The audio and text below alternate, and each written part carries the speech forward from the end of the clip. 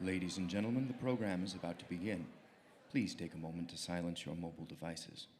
We would like to remind you that food and drink are not permitted in the theater. Also, please note that photography and audio and video recording is prohibited. Thank you.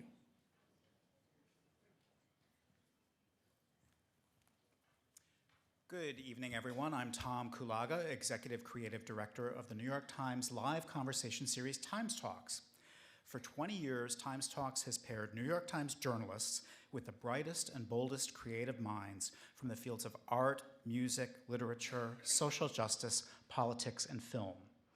I'm delighted to welcome you to tonight's conversation with the multi-talented actor, comedian, and physician, Ken Jeong. Best known for his eponymous ABC sitcom Dr. Ken, as well as his roles in those comedy sensations The Hangover and last summer's Crazy Rich Asians, he returns to his stand-up roots in his first ever Netflix comedy special, Ken Jeong, You Complete Me, Ho!, streaming now.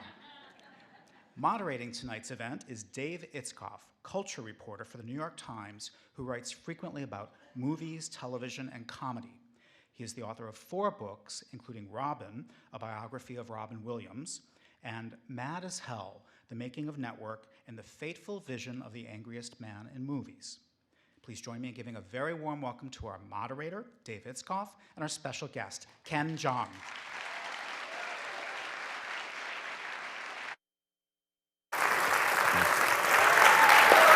Thank you.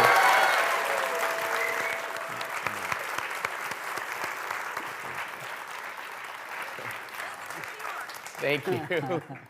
Ken, thank you so much for sitting down with me tonight. Thank you. You must get a thrill just from making everybody have to say ho when you introduce your Netflix special. The whole goal is to have the New York Times say ho. Yeah. Say it.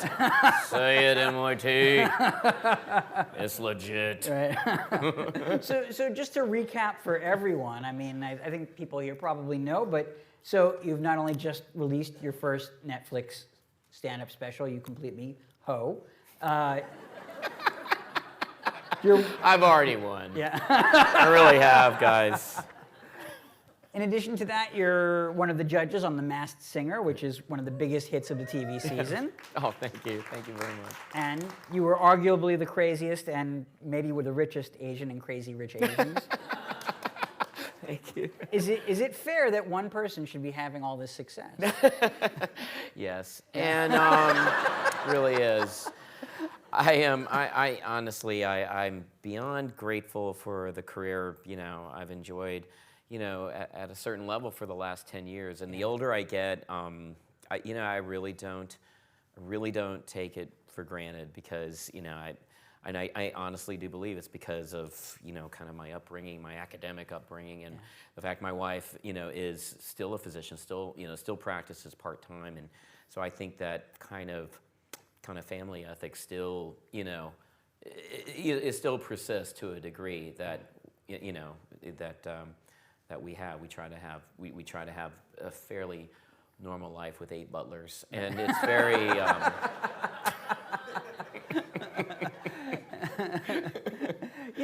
You came into the industry in such an unlikely way, and even at an age where other people might already say to themselves, if I haven't broken through by then. Oh, you mean 23? Yeah, exactly. Yeah, all right. But do you, at any other point in your trajectory, did you ever, as you're having all that success, even prior to what you're enjoying now, you ever stop and think to yourself, well, clearly I've gone as far as one can go with this. Yeah, absolutely. When I think it was 2006 when I filmed Knocked Up, and that was such a lot of stuff I say in my special is based on elements of truth. I mean, I really felt like at that time, if all I was ever known as Dr. Cooney from Knocked Up, it's a Judd Apatow movie, a #1 movie in the box office, and it's to me that was still that was beyond my dreams, just to be at the very least, if you're at a Rite Aid and someone would say, I saw you in a film,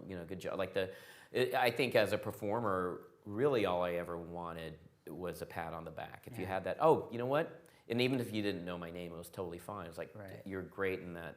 You're great in that movie or that thing, and that's kind of all I was kind of shooting for, to be honest. And it was kind of like I wanted, and later in life, I quit my medical job at, I think, 37. And so and I knew that, like, I wanted to be a character actor. You know, that was the goal. Is like I had a love and a passion for performing, and I think that just kind of, you know, that really informed me, and to have a wife that was so supportive. And you know, then the truth of the matter, I was very insecure about leaving I had a steady day job at Kaiser Permanente, this HMO in LA, and my wife also works there to this day, and I was a partner there. I was tenured. Wow. So, you know. What kind of going away party was that? It was. People were like, yeah, we're going to see you on Monday. We know that. You know what? To your point, there were younger doctors who were like friends of me and Tran that would say, you know, we get it. We know, you know, you're a comedian at heart. And then there were older generation of doctors like, you know, God, that's really risky. I don't know if, why are you doing this? And you know, you have a pension, you have a 401k and a Keogh plan, you know, it's like, why?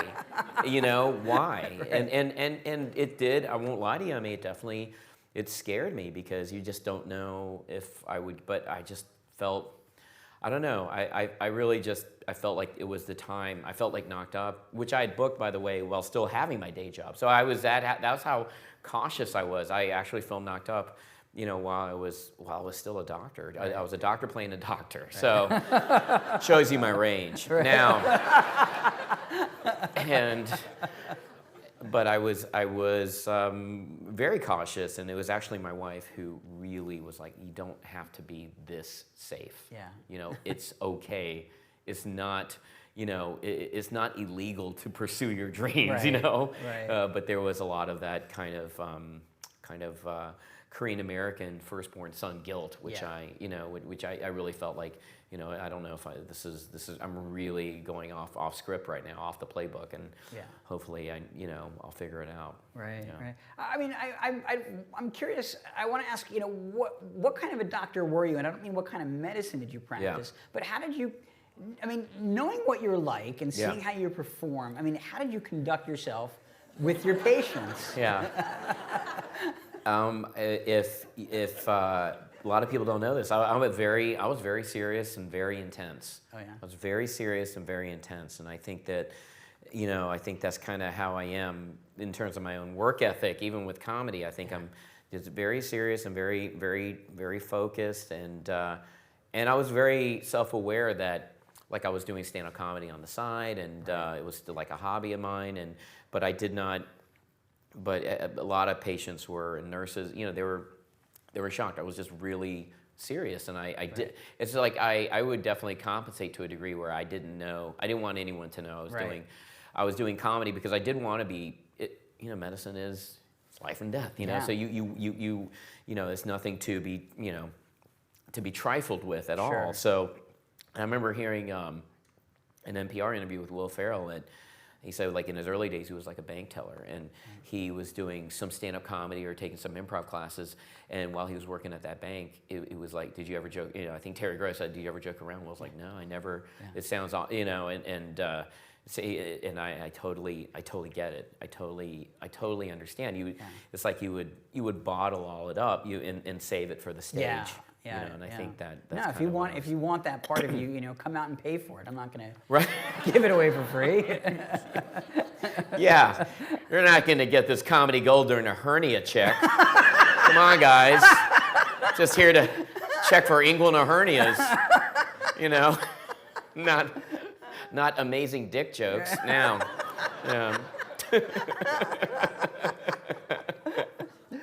So you were born in Detroit and raised around North Carolina. Yeah, I was raised in North Carolina. Moved to North Carolina when I was 4, and my father is a retired economics professor at North Carolina A&T State University, predominantly African American university, and my mom owned businesses like a wig and hat and accessory businesses, and so, you know, that was really the kind of the basis of my family. Did you, you sort of, you nodded earlier to the idea, I mean, the fact that you were, they were immigrants, you were the first generation born here. I mean, did you feel that kind of, often there's sometimes a clash of values, or certainly your parents were fairly successful in their own right, but still wanting you to perhaps, achieve even more than they did, or to, solidify yourself in some way that they didn't. Did you get that feeling from them? Yeah, I mean, I was definitely, I think in general, I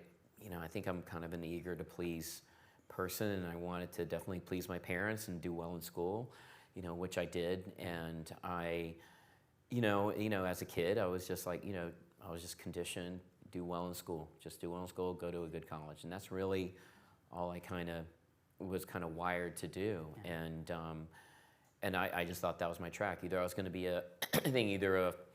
either a scientist or a physician. I think that was like all I had thought I was going to do. I did not, it wasn't like as a kid I thought, but I did love comedy. Yeah. I loved, even at an early age, even like 5th grade, like I loved SNL, like I loved, and I like loved Letterman. I loved Eddie Murphy growing up, but early Letterman, I'm talking like 1980s, like NBC Letterman at his ironic best. Right. Like it did speak to me, like I loved Gary Shandling. I loved certain elements that, I just thought that was that, there are certain subsets of, academics that do love, that really do love, good comedy. So, and I think I was of that ilk, and I would have friends of mine, and we were all in academics, and we would just, even at Duke, I was like, I wasn't even thinking, before I was thinking about going into acting, all we do was just quote, Caddyshack, or quote, quote Spinal Tap or whatever, I really think that was, Monty Python, that's like those kind of, Was it the sort of thing, did you have to sort of keep that secret either from, parents or, other peers who wouldn't take it so seriously if they knew that you had this, desire somewhere deep down in you to actually, do that yourself and to be a performer? Yeah, even at Duke, I remember my freshman year, like I was thinking about taking an acting class, and I would joke around, and sometimes I would do stuff that was almost like very performance-based, and they're like, "Whoa, Ken, you here at the party to be, to hang out and drink, or are you here to be the entertainment?" Right. Like, whoa, I'm not the entertainment, okay? I'm a Duke guy. I'm a I would have that there is that kind of like barrier, and then like you cut to my sophomore year where I was taking my first intro to acting class and falling in love with it, and that was really when I was kind of bitten, with the acting bug. Were there, in that era, when you looked out into the entertainment industry in particular, were there other, Asians or Asian Americans in particular that you could sort of, that you thought of as heroes or role models? I remember towards the end of my senior year at Duke University, I was actually very involved with the Asian Student Association at Duke, and we hired Henry Cho. He's this amazing Korean-American stand-up comedian, and from Tennessee, and he's got a legit thick Southern accent, and we booked him to perform at Duke, and I remember driving him. I was that student that would drive Henry around, pick him up at a hotel, and I would drive, me and another student would drive him to the theater where he was performing, and I just remember, like, wow, I've never seen live, up close and live, an Asian American be so flat out hilarious. I just remember and he did, looking back, he actually did almost 2 hours of an act, and that blew my mind. Right now, just did a Netflix special, and I don't have 2 good hours. I really don't, and what he did was just earth-shattering to me, and that was kind of my exposure to, I would say Henry was one of my first, maybe my first Asian American. Pat Morita, I grew up like loving on Happy Days and Karate Kid, and that was more. And then I later found out he did have a stand-up background, but seeing meeting someone live and up close was Henry Cho. Yeah. And then later, 2 years later, I had met Margaret Cho, and I was her opening act, at Duke when I was at med school at Carolina, which is like 8 miles away from Duke, and then I was now we can all get along here. But I was Margaret's feature act, and that was, and then Margaret just took that to a next level, and that was right at the beginning of her rise, Yeah. you know, a couple years before she had her sitcom. Right. Yeah. We have some clips actually from the Netflix special that we're gonna sort of deploy over the course of the conversation, and this feels like It's not a wartime situation, Yeah. Dave. I mean, deploy. And what if it's bad? Deploy a bomb? How dare you? It's all in context, David. We'll just play them. There you go. That's a Thank better you. verb, Thank you. yeah. Feel better. So why don't we'll play the first clip and then we'll come back and we'll discuss it some more.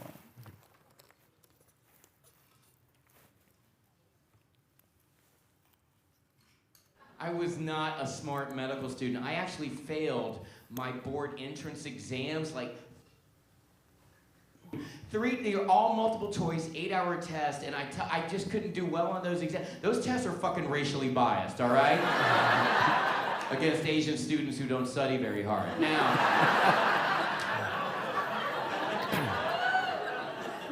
and I felt like, oh my, I felt like a phony just walking around the halls of a hospital in med school. I felt like I got in only because it was my birthright, you know what I mean?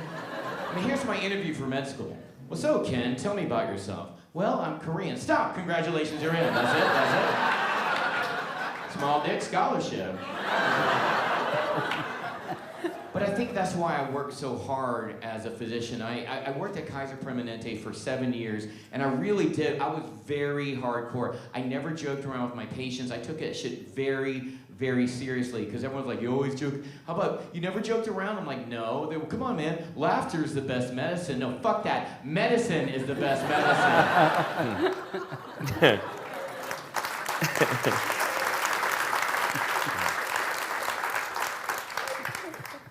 So that was you at the Ice House in Pasadena, that's right. California. And I don't want to spoil it for anybody, but the director of that. Oh, director of my special is John Chu, who also directed Crazy Rich Asians. Yeah. So it was just very full circle and an honor to have him.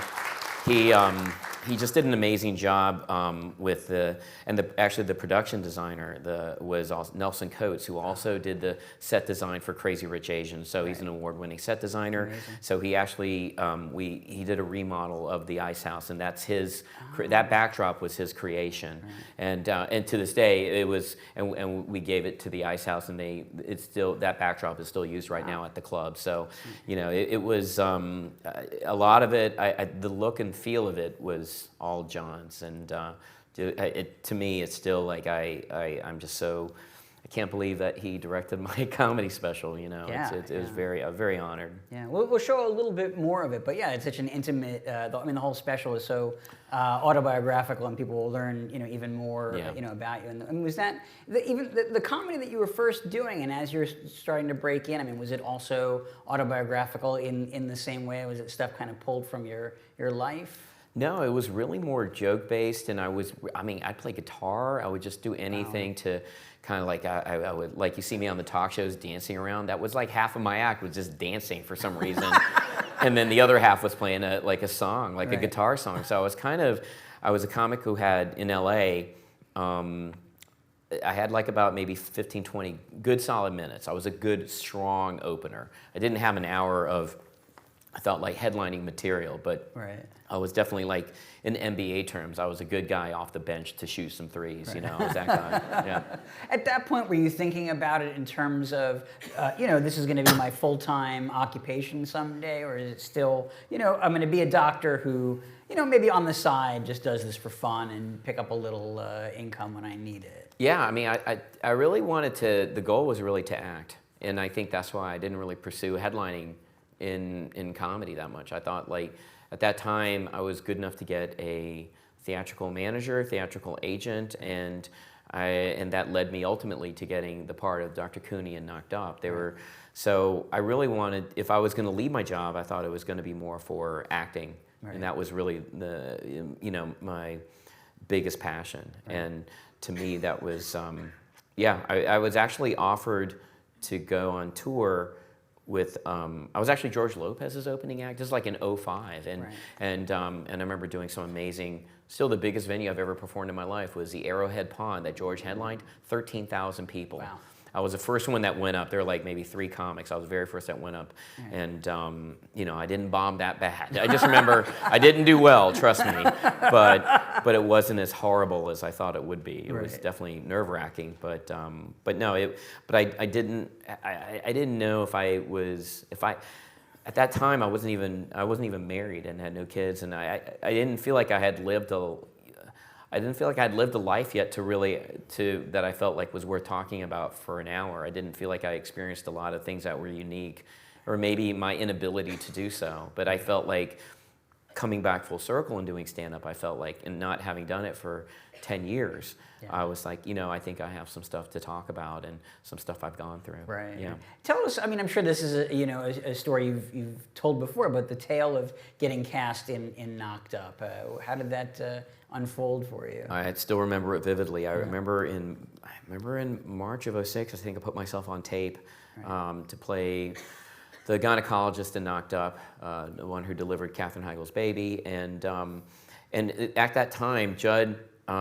He always looks for realism in all the characters that he casts, and he was looking for someone who resembled Leslie Mann, his wife's gynecologist, you know, and so it was very true to life, and who was Asian, but there was actually their real life doctor was Polynesian, was more of a more heavy set, more sumo kind of type. Right. So I was actually in the audition room.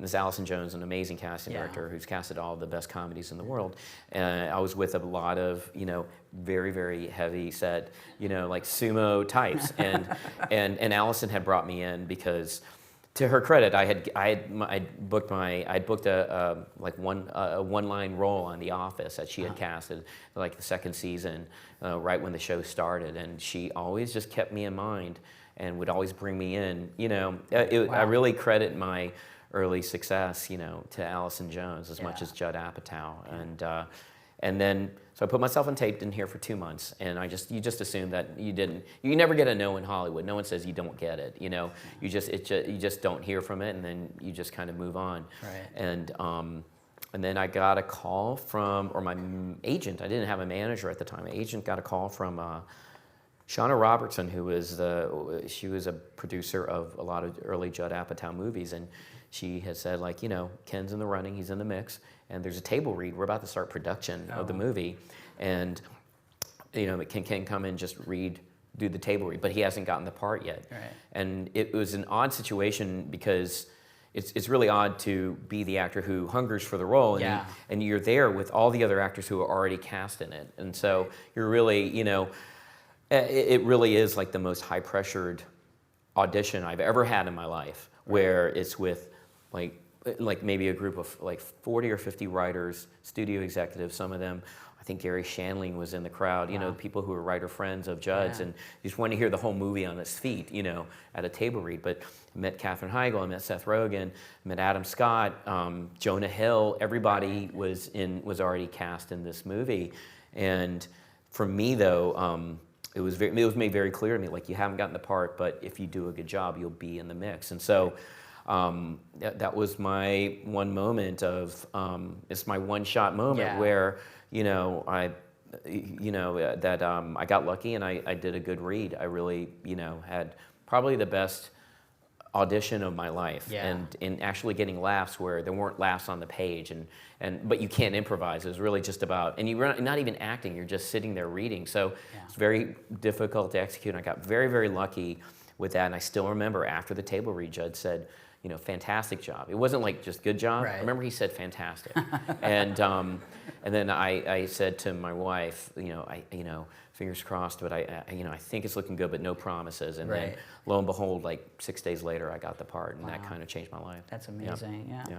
You know, obviously nobody turns down a Judd Apatow role. I mean, you're gonna do it. But you know, I mean, the character, you know, in some ways, you know, he's stern. He's kind of impassive. Sometimes he's, you know, presented as like a little bit, you know, humorless. I mean, did you ever worry, you know, if I take this, am I going to end up, you know, reinforcing any kind of, you know, stereotypes about, you know, doctors or Asian people, anything like that? No, to me, I was worried that because my affect as a doctor was more compassionate and I didn't know if I had the aptitude to kind of pull it off, because you're in a comedy, and then with the biggest name director in comedy at that time, but you're playing something that is really the third act villain, you know, and so I was really more worried.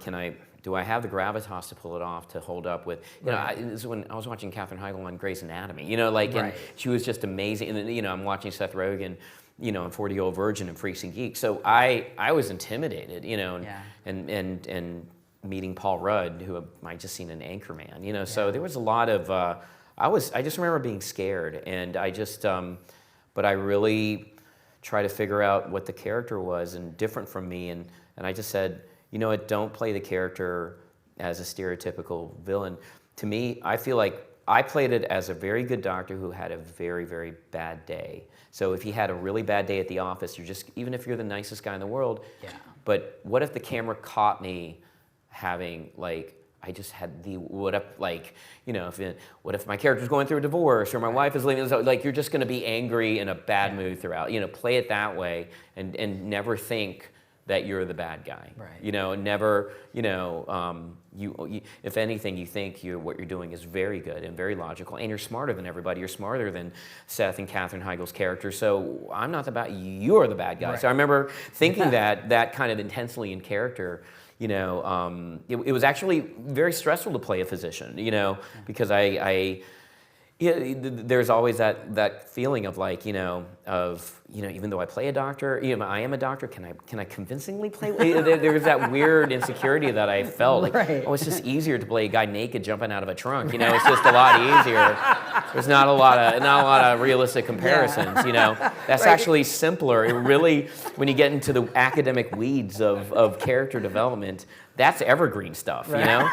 You know, literally evergreen. And it was like, but I think that, you know, playing, you know, this character was academically very difficult. You're not going to go back to the office on Monday and people are going to say, you played Mr. Chow the wrong way. Yeah, you played it the wrong way, you know. He would jump out of a back seat, not a trunk. I mean, they're not like that kind of Stanislavski Meisner school of fucking crowbar acting, you know. So I do want to talk a little bit more about Mr. Chow because he's fascinating. But we have another clip from the special that we'll show that I think deals a little bit with him. Yep. Yeah.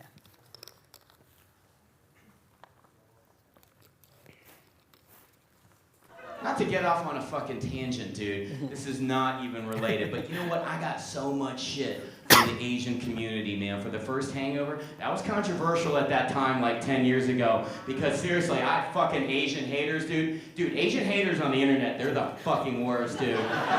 White trolls are bad, but Asian trolls, they're the stickiest, dude. No, for real. This is a real comment. I'm not making this up. This is a real comment from someone on Reddit, and it's still up there. All right, you can look it up. Ken, if I ever see you in public, I will choke you within a few seconds from death with my bare hands. Fuck you, you piece of shit, do anything for $1 whore. And that was my mom, all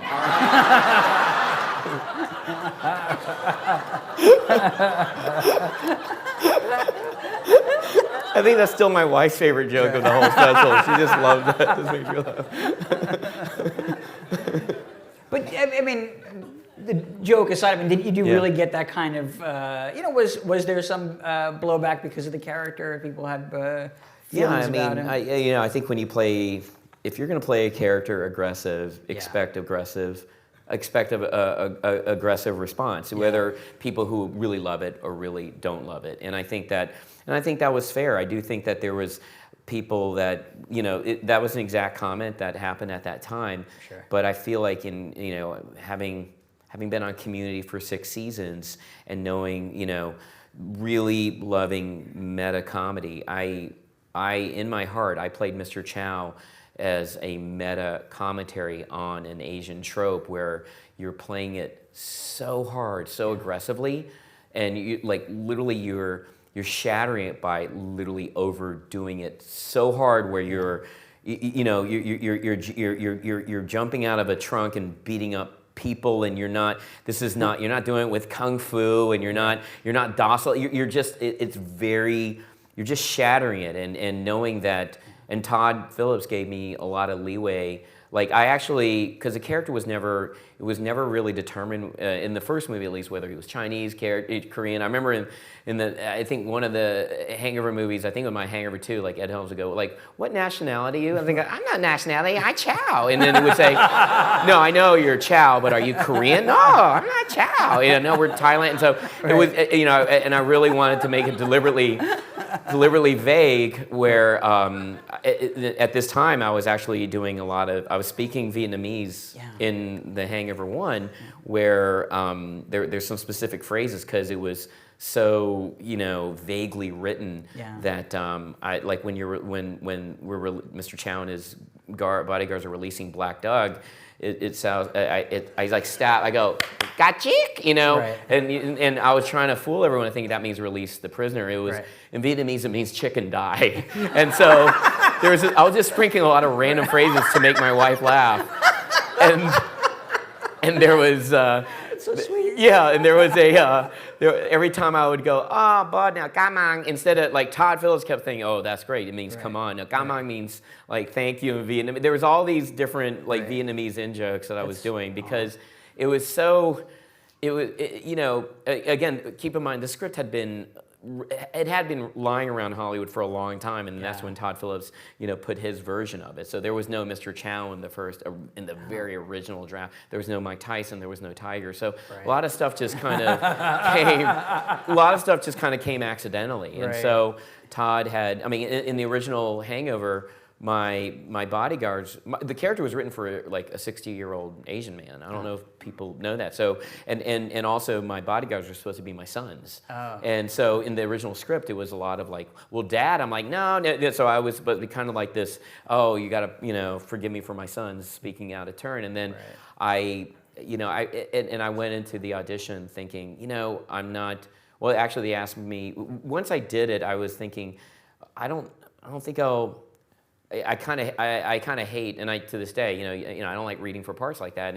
But Todd, who I knew and respected, and he was like, no, he wanted to meet with me personally for it. So I didn't want to read on tape for it, and I just didn't want to do it. And but Todd was like, he was there in person, and I just improvised. I didn't do any. It's somewhere on the Blu-ray DVD. You actually see my audition for. I think it's on the Hangover Trilogy Blu-ray. You see my audition and Zach's audition, and you see like an early version of Chow, and you hear Todd laughing in the back, and I'm just, nothing I said was in the script, and I basically got it because of just sheer improv will, and I felt like I had nothing to lose, and if I didn't get it, it was okay. Is it strange, just to look at that ensemble now, what everybody has, gone on to, and how, relatively unknown everyone was at the time. It was such an odd gamble to put that whole group of guys together in a movie, and it still blows my mind that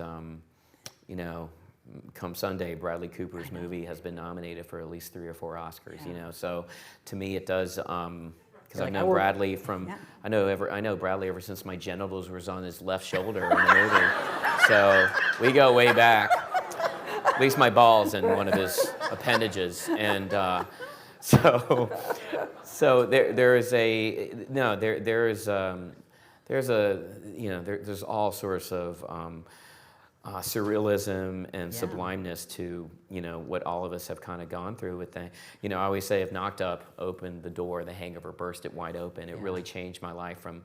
I'm quoting an old Chuck Berry line. It changed my life from black and white to Technicolor. Yeah. It just everything had changed, and I really, and I didn't think much about Mr. Chow at that time. I really felt like, I'm making fun of the Asian tropes, and I felt like this was, you're really just making a meta commentary on it. But but I do feel that with Crazy Rich Asians, just things have evolved, and developing my own show, Dr. Ken, which I'm sure you'll ask about down that. But there's an evolution, there was like an evolution, but no, it just it just brings me back to thinking now, like Ed, Zach, Bradley. I do remember being. I'm just trying to think of something I've never said publicly before. I remember like in Hangover 3, we're in Rio in our last press tour. It was the last press tour of the last movie. We knew it would be the end, and I was doing like. like with the fans, I'm very nice and very genial, and you see me, I'm very eager to please, and there was like 3,000 fans in Rio in Brazil, and I'm speaking a little bit of Portuguese, like obrigado, motherfucker, or something like that. It was and really I'm going nuts, and Zach is like the opposite of me, and he's whispering in my ear. He goes, Ken, this is too desperate. This is too much. And I'm laughing while I'm doing it. No, stop it. Stop. But that's the kind of relationship we have. We're like yin and yang. And I just remember laughing my ass off while he's commenting on how hacky I am. And then the next day he sent me an email. We still had a few more days of press to do. And he said, man, I really enjoyed just spending yesterday. It was one of those moments. I still have that email. He's like, and we go back like now 20 years. And he said, I just realized I've known you maybe even the longest of anybody here. Wow. And I realize this is like the end of it. And I tell you, man, you're just truly, he just said, it's really refreshing to see someone who hasn't changed. And that was very nice. And I get choked up thinking about that. Oh. Yeah. Oh, man. Yeah. Yeah. Mr. Chow has a soft side. Yeah, Mr. Chow is humble, Kendrick Lamar got shit on me, whatever. Sorry. Well, let's take a look at another clip from your special, and then we'll talk about TV stardom after that. Yeah.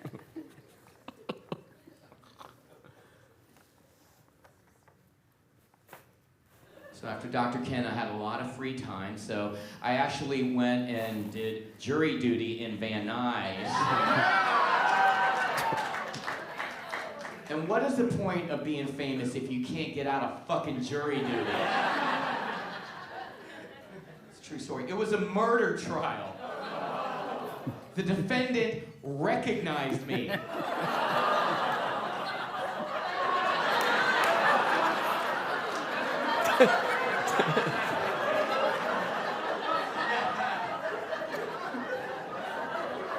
And he looks at me like, oh shit!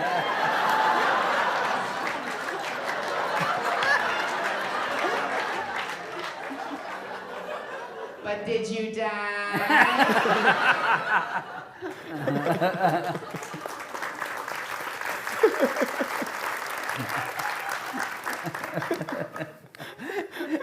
So even before Dr. Ken, there was Community, which was for 6 seasons. Yeah. Yeah. Oh, thank you. I mean, I know it's impossible to sort of reduce that whole experience to one answer, but what do you take away from all that? I mean, that was beloved, and again, working with some really extraordinary people who would just explode even further after that, and yet it was a little underappreciated in its time. I think it's fair to say. Actually, I had a whole Community chunk that we had to cut for time, and so I think for the next special, it was a very hard cut to make, but if Hangover made me famous, Community made me a better actor. And because when you're doing that kind of quality episodic television for 110 episodes for 6 years, you can't help but get good at your craft. I mean, you're working with Jim Rash, who's an Oscar winner. You're working with Joel McHale, Donald Glover, who I shared a trailer with for 5 seasons. And you worked with Gillian Jacobs, Allison Brie, Yvette Nicole Brown. And in the subsequent seasons, you had Keith David and Paget Brewster, Jonathan Banks, who are all regulars on the show, and in the special, in the joke I had, and the late Chevy Chase, who's still alive now. So that was my joke in the special. So it really, man, I have so many memories of. I feel like we're fraternity. And sorority brothers and sisters. I really feel like college buddy. I felt like Community was my conservatory in acting, and you have to. We're shooting on the fly. Sometimes you're just getting the script, just that day. Yeah. And so, now you have to perform it at an elite level. Yeah. And I mean, I just remember watching people like Gillian Jacobs, who trained at Juilliard, and Allison Brie and Jim Rash. I would oftentimes just openly, how would you do this scene?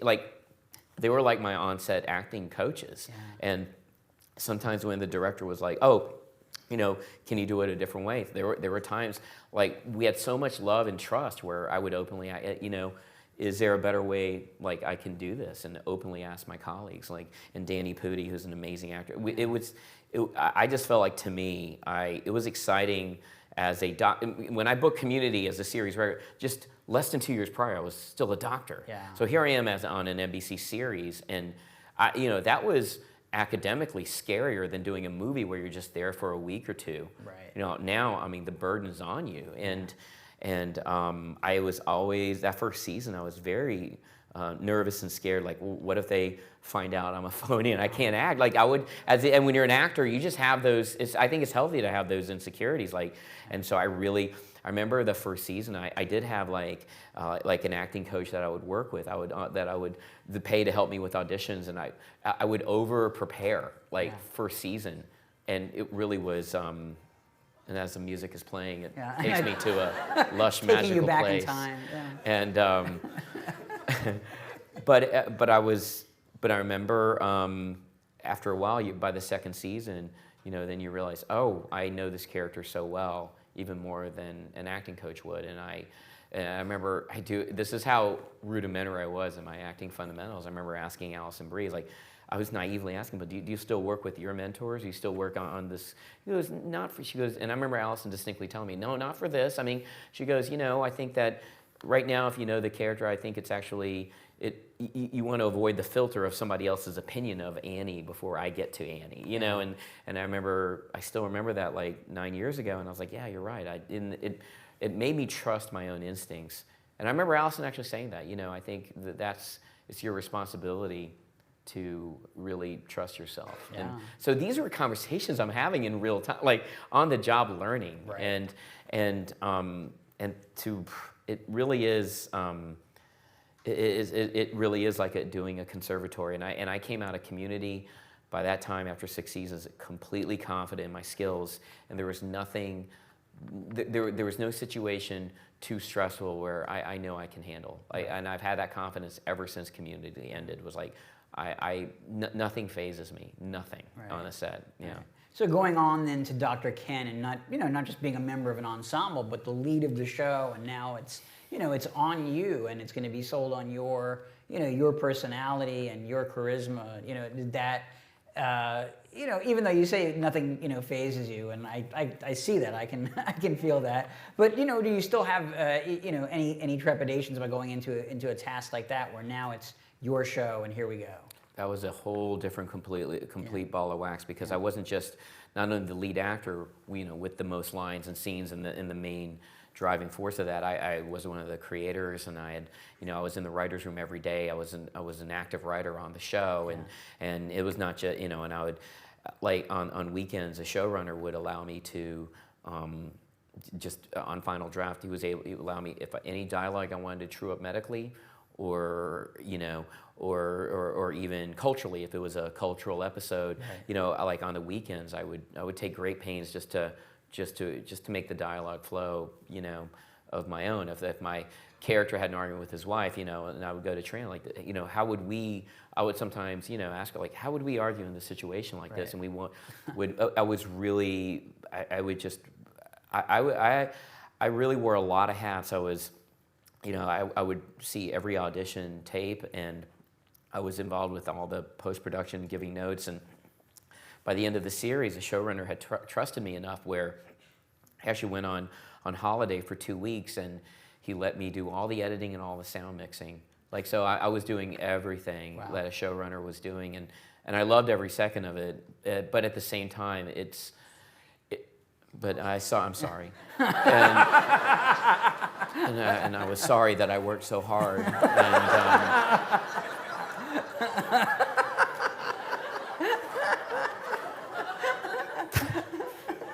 When you say that they let you do these my things, co-showrunner was a Siri. Right. Now,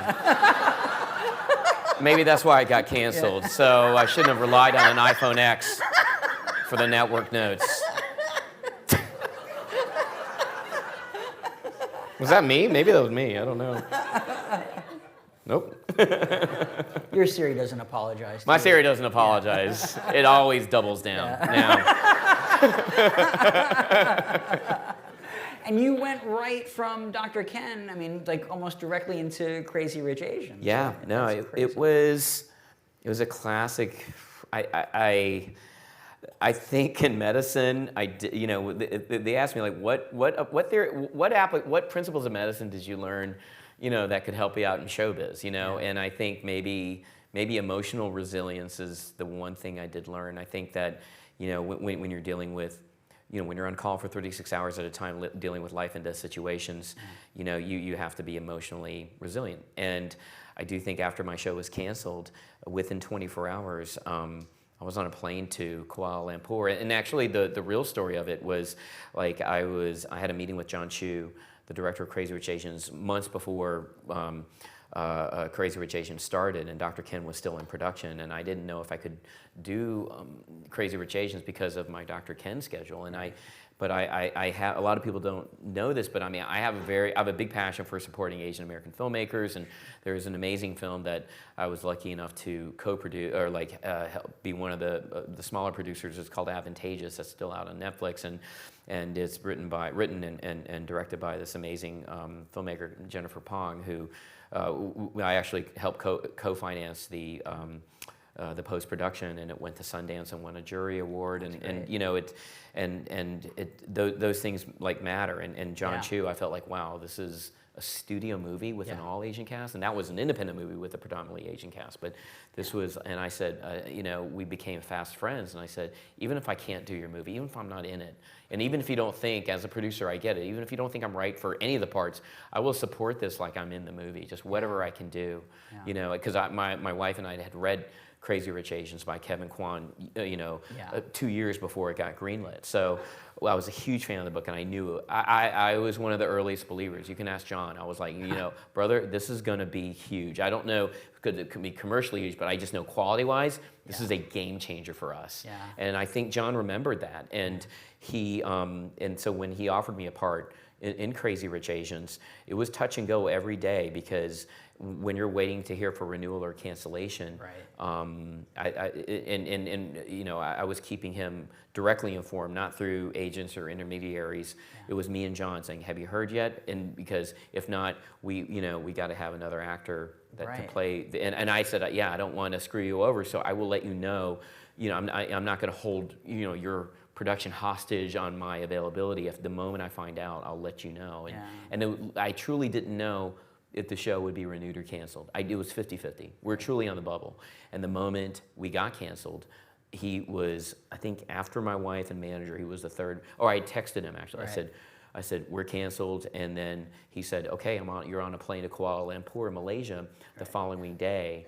And to do the first scene that we did in Crazy Rich Asians with, Awkwafina and Constance Wu. A lot of people don't know that 24 hours my show had been canceled. And I was emotionally, I wasn't even like depressed. I was just numb, and I had not processed it yet.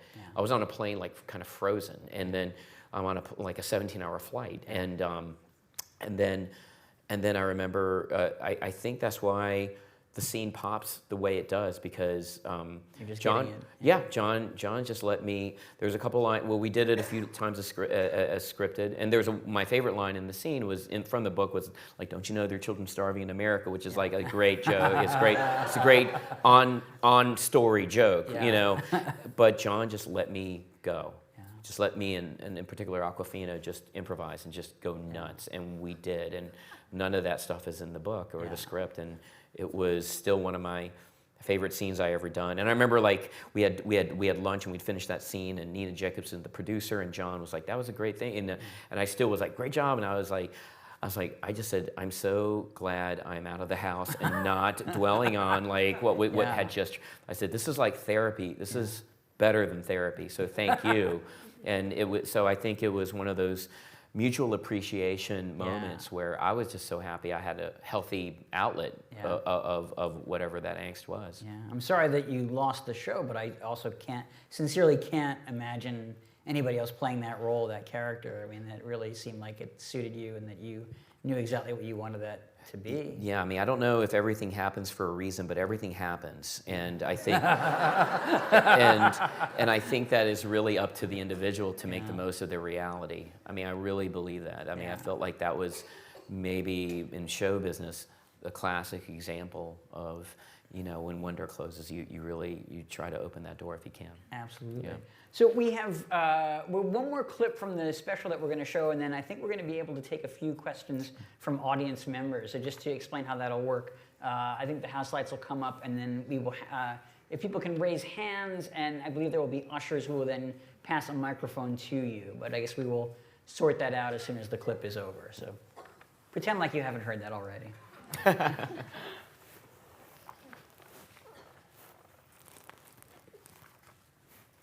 What's your first name? What's your first name? Is your real name Tran? Is your first name Tran? My wife's fucking first name is Tran.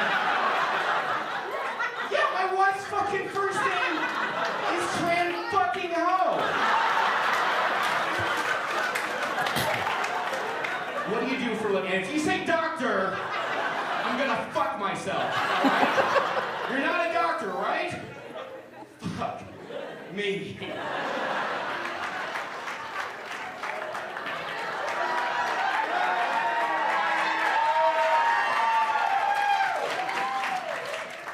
What the fuck is your last? What's your last? Are you fucking kidding me? Your last name is fucking Ho? Fuck you, hoes, all right? Fuck the hoes. Someone in the back is fucking with me right now, because there's hoes to the left of me, hoes to the right of me, and my real life wife ho is in the fucking back.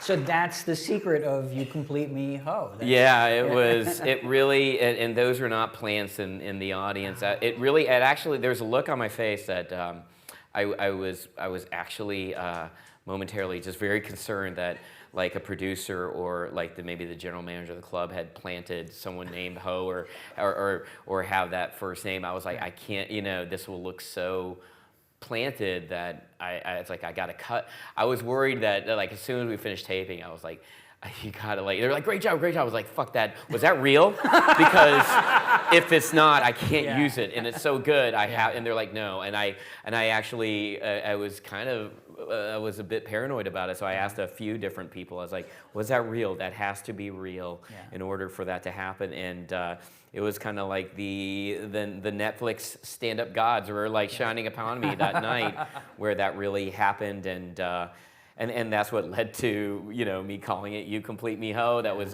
you know, it was all those things that really the stars aligned, and it was something that, you know, but it was even in the post-production, because of the things I learned on Dr. Ken, like the editing and everything, and I was heavily involved even in the post-production of this special, and I would always double check with the producer, the exec producer, Jared Morrell, who deserves a lot of credit for this. I said, is this believable? I'm too close to this. Like, is this, you know, will, you know, this? He goes, dude, it's authentic. You have, you know, there were times I was going back and forth even on it, because I think that played pretty. It played pretty well, real, but it was but yeah, there was that look of like, oh my God, and I think it was left like I said, someone in the back is fucking with me. I'm like, you know, and I remember saying that, so it was, but no, it was, man, that was kind of unscripted magic there. Absolutely. So I think we have a few minutes still that we can take some questions from the audience. So I believe the lights are going to come up. Perfect. And then I'll call on people, and then if you could just please wait. I believe you'll be passed a microphone. I see there's a gentleman here in the third or fourth row. We can just wait for the microphone to come down to you, and then you can ask your question.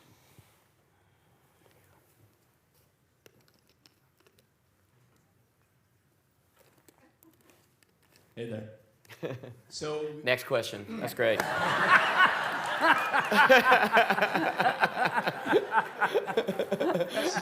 So I'm a huge Hangover fan. Thank you. And I actually was watching The Office recently, and I caught your work in that. Thank you. You were actually doing, I guess it was behind the scene. Well, it was a Improv class, yeah. So it was pretty interesting seeing that. But That was 10 years and 10 pounds ago. I remember that. It was a lot of fun. So with the Hangover being over, is Mr. Chow over? I think the short answer is yes. I think we all knew that last day of filming, I give Todd Phillips a lot of credit because, you know, Warner Brothers, we would have all done more Hangovers if it was still, you know, very profitable and a global success. And I think the total gross of all three movies was like 1.5 billion or something like that, and against, like, you know, the first movie I think was like a $30 million budget or something. The numbers are astronomical, but I give Todd a lot of credit where, you know, everyone kind of felt like it was time to go, and the fact that you can leave on your own terms in this business.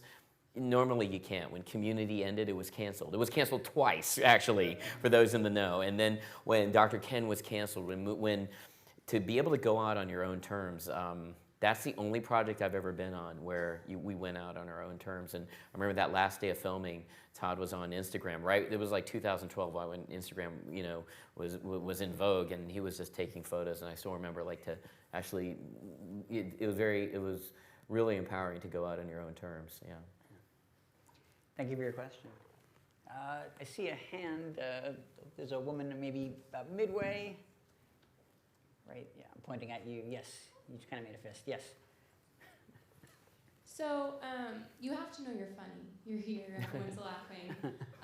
But do you ever watch yourself and kind of cringe, or do you ever think, oh my gosh, this isn't actually funny? Like, some actors don't like watching themselves, and singers, but do you ever kind of reflect? Yeah, there's yeah, all the time, and there's always, I think with comedians, there's always this insecurity. Sometimes you just get too emotionally close to anything, and like, is any of this only funny to me, or am I just giddy, or am I just, you know? But there are some performances, even on Community.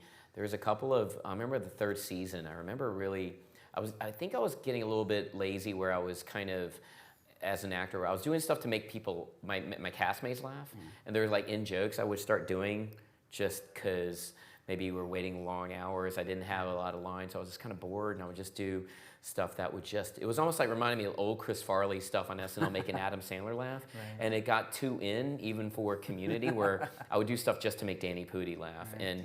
And I noticed that the editor, I've never talked to Dan Harmon, the creator, directly about it, but there was, I do know there was some scenes that they couldn't cut around it. And I remember there was a Halloween episode, I think the second season, where, and it was not anything, and there was this huge wide shot, like a crane, and then Abed is talking to Troy, and then I'm dressed up in this Peggy Fleming thing like this, and for no reason, I had my legs spread out just to make Danny Pudi laugh, and I'm going like this, and like, there was no reason why I should do it, and it's in the shot, and and to this day, I cringe because I was just only doing, I wanted to make Danny laugh on camera and ruin him, you know, like a take.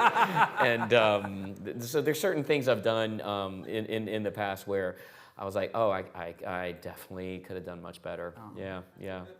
I think I'm going to have to check that. I'm going to go on Netflix tonight and watch that and look for that scene. Episode 2. Yes. Okay. Yeah, no, episode 6, season 2 of that. Yeah, it's at the very end. It's very bad. Other questions? I see there's a hand sort of dead center in the middle. Yes, that gentleman, if we can get a microphone to him. Thanks so much for being here. This is great. You seem uncontainable in the best way in terms of your wit and your energy relative to the reserved doctor personality that you described. Can you talk about this transition? Like, are you unleashing it as you discover it along the way? Are you suppressing it before?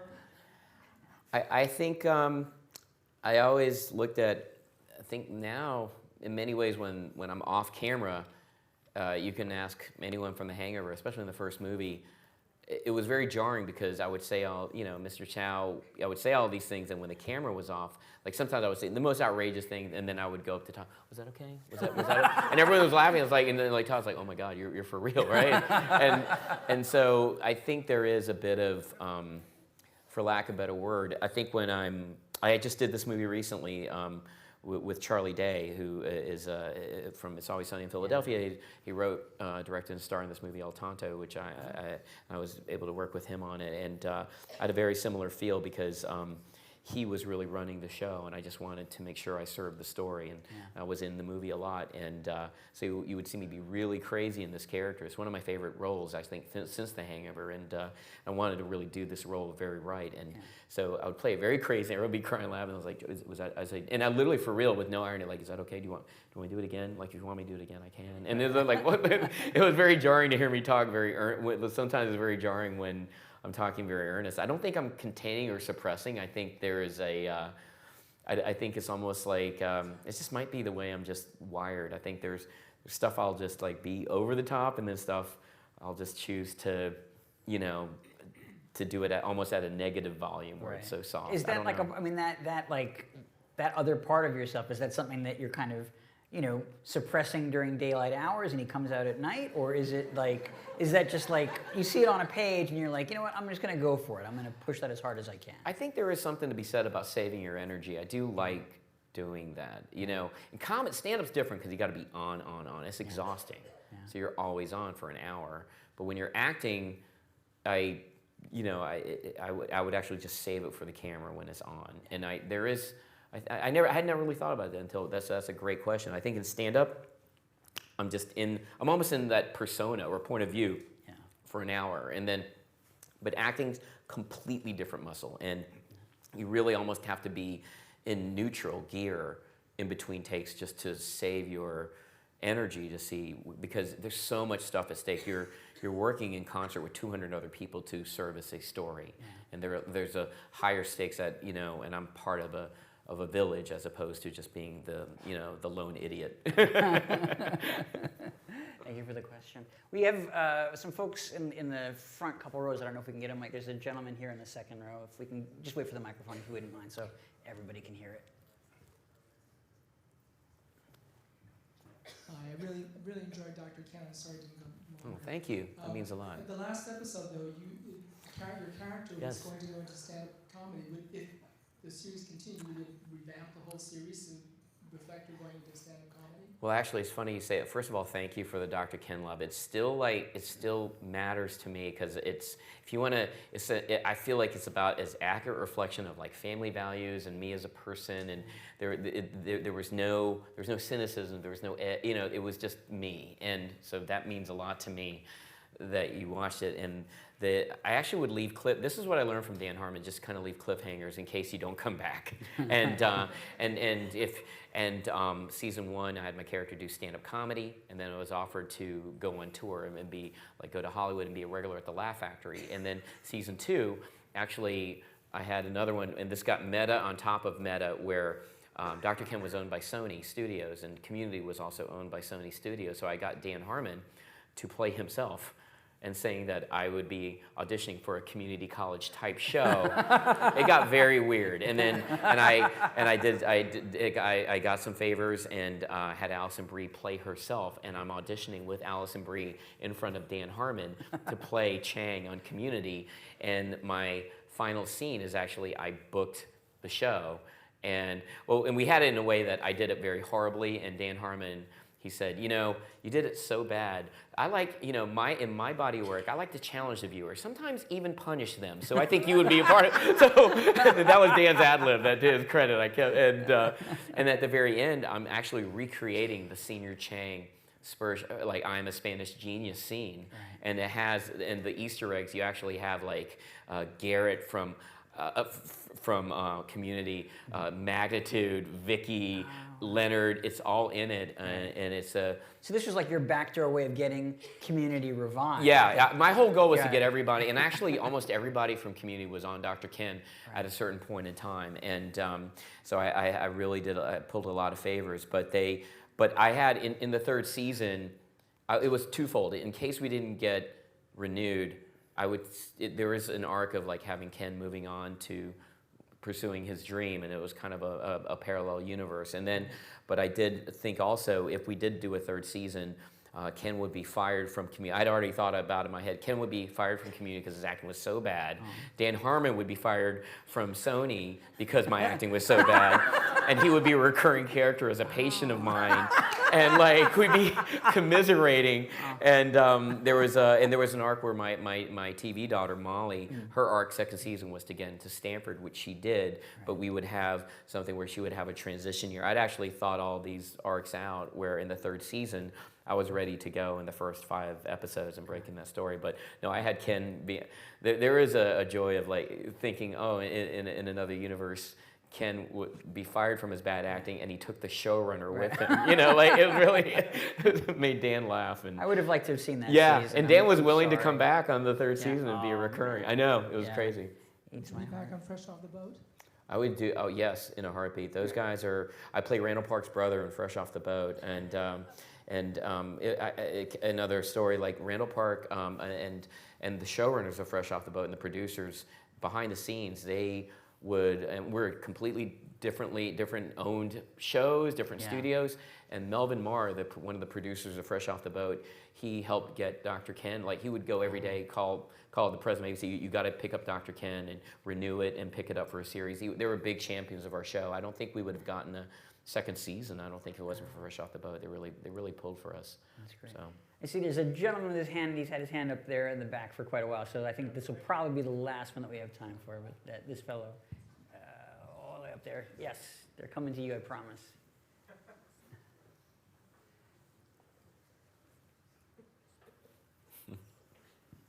Hi. And we're out of time, sorry. I'm kidding. Couldn't resist, I just was.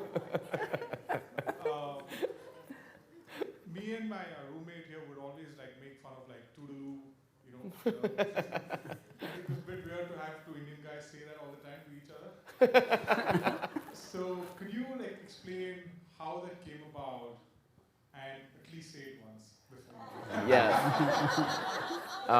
Yes. That actually was all Todd Phillips. That was not an improv of mine where he just said, well, just do a sign off on the guys as you leave the guy, as you leave everybody.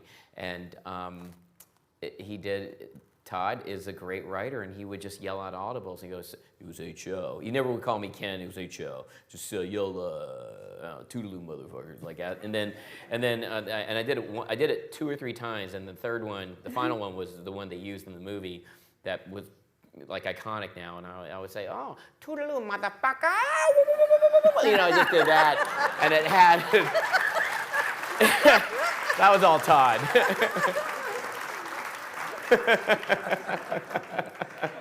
Thank you. It's a great Todd Phillips impersonation. It's a too. great Todd It's Phillips. really Todd good, is very, yes. But no, I don't see how we're going to top that. I think that's probably the right place to cut things off. Ken Jeong, thank you. Thank you so much. Thank you so much for coming. It means a lot to me. Thank you, guys.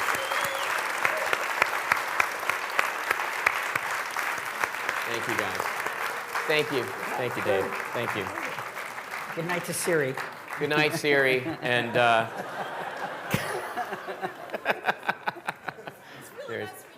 thank you for having me.